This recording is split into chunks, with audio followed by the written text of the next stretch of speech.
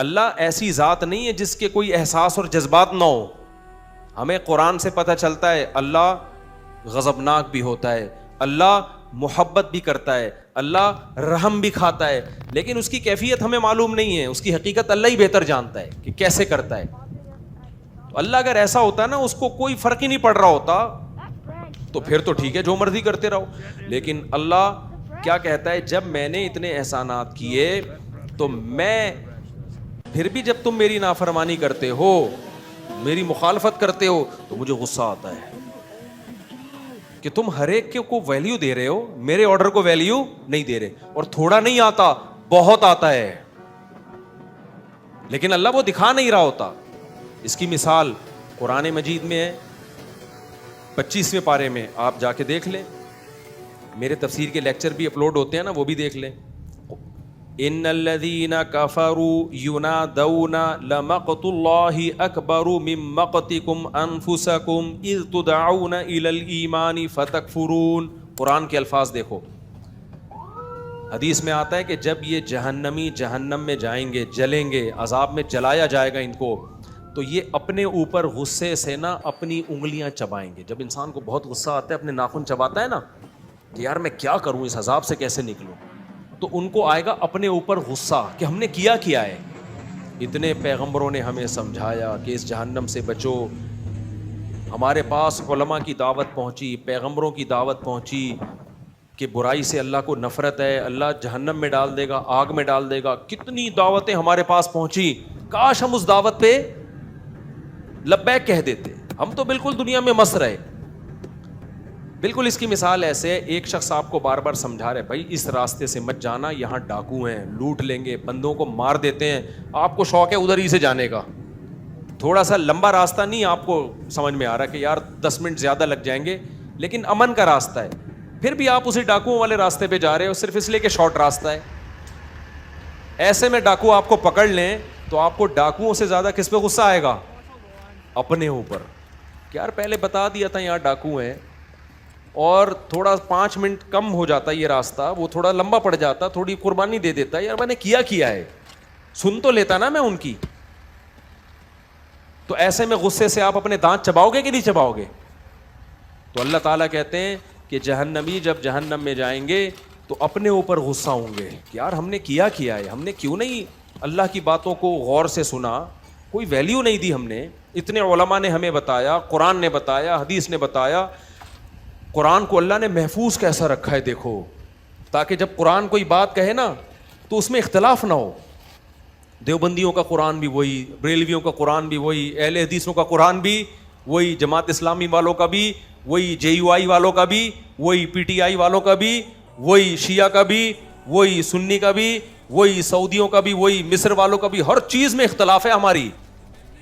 کوئی مسئلہ پوچھو وہ ٹانگیں چوڑی ٹانگیں پتلی, یہاں ہاتھ یہاں ہاں, زور سے آمین آہستہ آمین. اتنے مسئلے آپ یوٹیوب پہ جاؤ نا. ایک غیر مسلم آج مسلمان ہوا تھے, ہمیں ملے, کہتے پتہ ہی نہیں چلتا یار یوٹیوب پہ, وہ پاگل ہو گیا. وہ جامعۃ الرشید میں کچھ غیر مسلم آج آئے تھے, ملاقات آج ہی کی بات ہے, کہنے لگا یوٹیوب پہ, جب آپ کہہ رہے ہیں ہم نئے مسلمان ہوئے ہیں, جب ہم یوٹیوب پہ جاتے ہیں وہ کچھ کہہ رہا ہے, وہ کچھ کہہ رہا ہے, وہ کچھ کہہ رہا ہے, کہ سمجھ میں نہیں آ رہا کدھر جا کے سر پھوڑیں. تو میں نے کہا میرے بھائی اگر آپ میڈیکل سائنس کے مسئلے میں, اچھا اس کا ہمارے اسکالرس کے پاس جواب یہ ہے کہ جو قرآن حدیث کے مطابق بات کر رہا ہے اس کی سن لو. تو وہ جواب میں کہتے ہیں ہر آدمی قرآن حدیث کے مطابق ہی دعویٰ کر رہا ہوتا ہے اور ریفرنس بھی دے رہا ہے. آج ہی کی بات ہے, جامعۃ الرشید, آج ہی کی بات ہے, آج ہی کا واقعہ بتا رہا ہوں. تو ہر آدمی کہہ رہے ہیں کیا کر رہا ہے, وہ تو قرآن حدیث ہی کا لیبل لگا رہا ہے.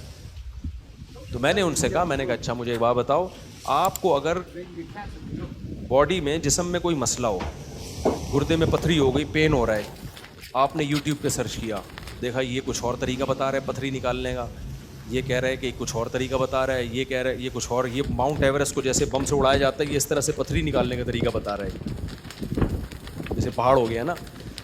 20 قسم کے آپ کو اسکالرز ملے, آپ کیا کرو گے؟ جو وہاں کرو گے نا یہاں بھی وہی. آپ بولو گے ان سب کو بند کرو, باقاعدہ ریلائبل کسی میڈیکل کالج میں جاؤ یا کسی ادارے میں جاؤ, وہاں دیکھو کوئی ڈاکٹر بیٹھا ہے کہ نہیں بیٹھا ہے, یا کلینک میں جاؤ گے آپ اپنے ڈاکٹر سے پوچھو گے بھائی آپ کہاں سے فارغ ہو, کیا سلیبس آپ نے پڑھا ہے. پراپر ڈاکٹر کے پاس جا کے آپ بتاؤ گے حضرت گردے میں پتھری ہے, نکالنے کا طریقہ آپ بتا دیں. یوٹیوب پہ سرچ کر کے کبھی بھی آپ گردوں کی پتھری کو رسک پہ نہیں لو گے. ہر چیز کے ماہرین ہوتے ہیں, جب آپ پھنس جاتے ہو تو ان ماہرین سے جا کے پوچھتے ہو.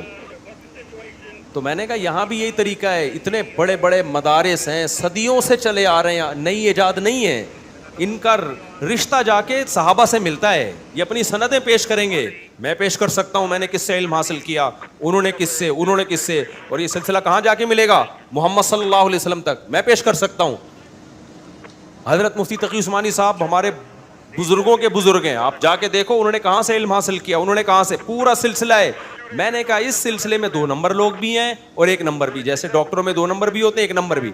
اس سلسلے کے لوگوں میں آپ دیکھو کہ صحیح کون ہے غلط کون ہے, اور وہ اللہ نے ہر ایک کو اتنی طاقت دی ہے کہ وہ پہچاننا آسان ہے.